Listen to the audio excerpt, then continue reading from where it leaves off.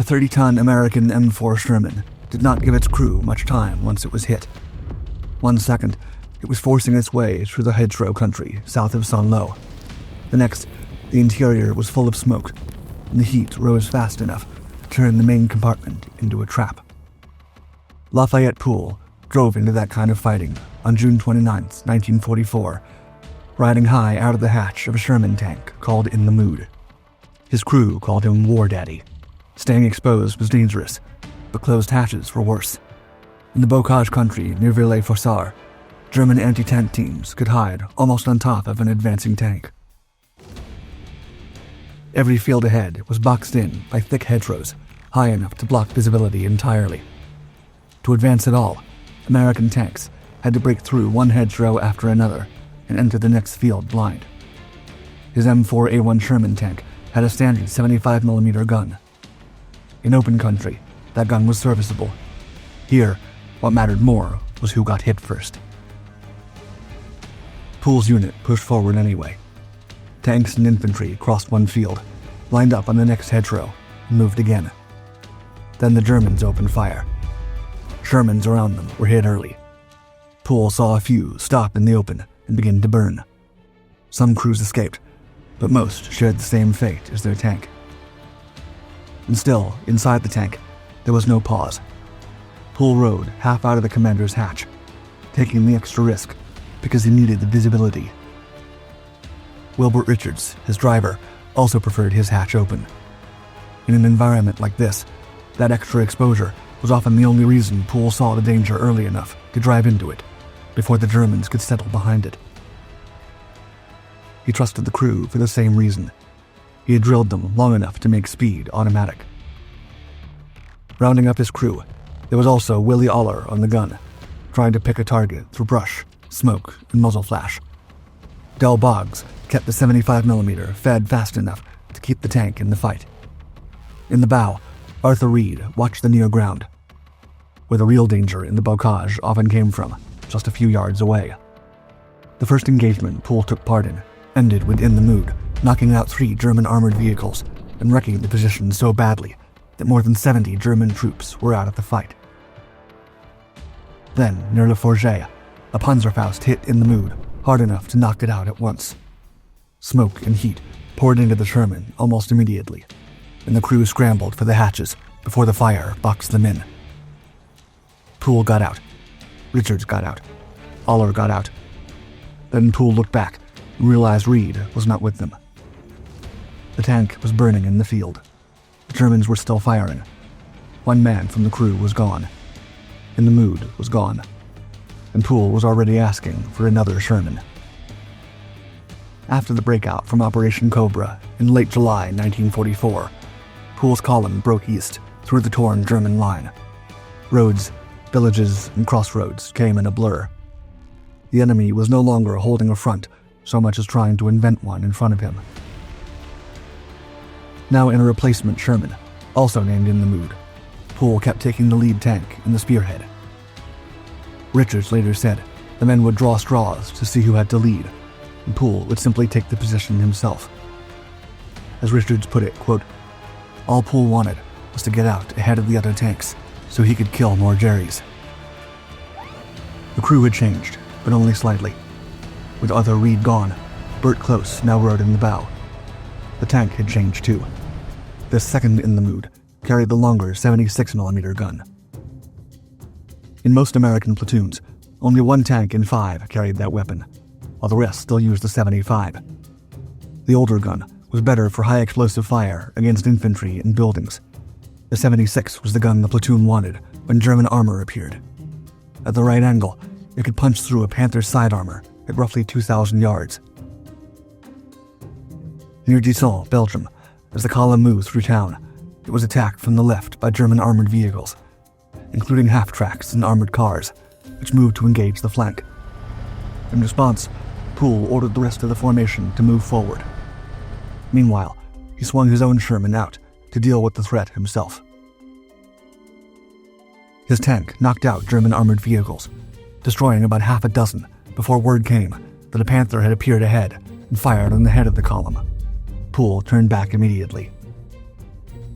In the Mood roared back toward the front, while Boggs loaded a 76mm armor-piercing round. Poole found the target and gave Aller the range. About 1,500 yards. Aller fired once. The shot landed. The Panther was out of the fight. Poole did not linger. He brought In the Mood back to the head of the column and pushed the advance on. East of the breakout, Poole had less time to see anything coming. Roads bent hard. Villages cut the view short. At night, he would get only a flash from a gun muzzle before Aller had to fire back.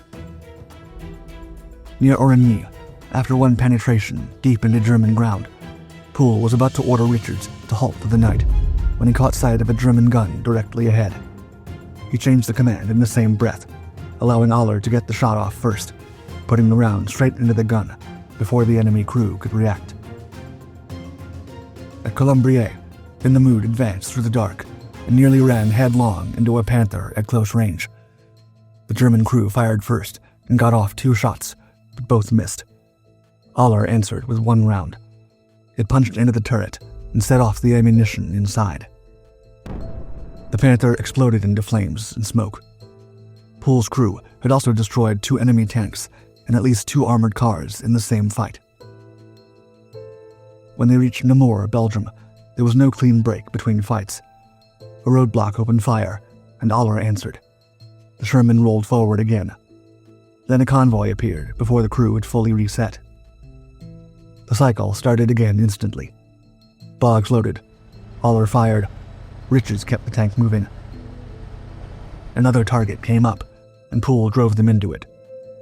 By the end of the day, he and his crew had destroyed 16 enemy vehicles. On August 17, 1944, near Fromentel, In the Mood was still at the front of the column when an attack came in from above. American P-38 Lightnings mistook the Shermans for German armor and hit their own side before the men on the ground could do anything about it. The strike came too fast for Poole to shape the fight. There was no Panther to range, no gun position to answer. In the Mood was hit on the move and knocked out almost at once. Inside the tank, they went to the hatches. The Sherman was already burning as they scrambled clear. In the confusion of the bailout, Bert Close ended up pinned beneath the tank, stuck there while the bombing and gunfire continued overhead.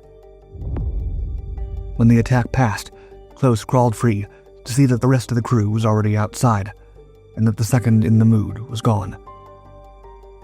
For the first time, Poole lost the tank before he had any chance of answering the attack.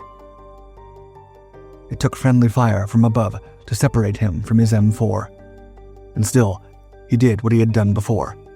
He asked for another tank. By September 19, 1944, Poole was in his third In the Mood, heading toward the German border. The targets were harder to see now. Guns were tucked into covered positions. Roads and buildings gave the Germans places to wait until the Sherman was already committed. Near Münsterbusch, south of Aachen, Lieutenant Colonel Walter Richardson told them, quote, "No spearheading today, Poole. You guys are heroes, and I want you going home to Mama safe and sound. You take the flank." But that doesn't mean the work was over. In the Mood still moved forward, with Poole high in the hatch and looking for the next threat. Then Poole saw a garage door rise. Behind it was an 88mm gun, already waiting on the approach. The gun was on target. A 76mm round came up, but Boggs was gone that day for a hearing check, and the replacement loader jammed it while trying to force it into the breech. Poole couldn't get a shot off. He yelled for Richards to back the tank out. That command came a fraction of a second too late. Richardson, in another tank nearby, saw the tracer slam into In the Mood's turret. The first round hit hard enough to blow Poole out of the commander's hatch. He landed while trying to run, and his leg folded under him. A fragment had torn it open so badly that he grabbed a morphine syringe and injected himself. The wound was so severe that Poole even tried to cut away damaged flesh with his pocket knife. Inside the tank, the rest of the crew did not even know Poole was out. Richards kept backing up, still trying to complete the move that might have saved them a second earlier. Then the second round hit. The sound was that of a massive bell struck at point-blank range. Sparks and burnt powder filled the hull. The tank reached a slope and overturned, ending up almost upside down. Allah realized he was wounded only when he felt blood running down his leg. The rest of the crew crawled out. Nearby, Poole was alive on the ground, but his war was over. Richardson ran to him and gave him another shot of morphine. Medics arrived moments later, working on the leg, and got him onto a stretcher, while other men moved to the tank and pulled the rest of the crew clear. As they carried him off, Poole screamed, quote, "Somebody take care of my tank." His shattered leg was too badly damaged to save and was later amputated. He remained in the army through the end of the war and was finally discharged in June 1946. The rest of the crew stayed in the war after being matched with a new gunner and becoming Richardson's tank crew. In roughly 81 days of combat, Poole and his crew led at least 21 major attacks.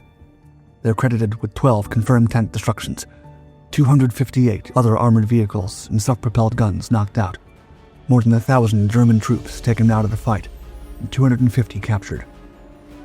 Poole was recommended twice for the Medal of Honor. In one case, the paperwork was reportedly lost. In the other, the act was judged to belong to the crew as a whole, not just to Poole. In 1948, Poole was allowed to re-enlist. He returned to the army, not at the head of a column, but as a mechanic and later an instructor, helping train the next generation of armored soldiers.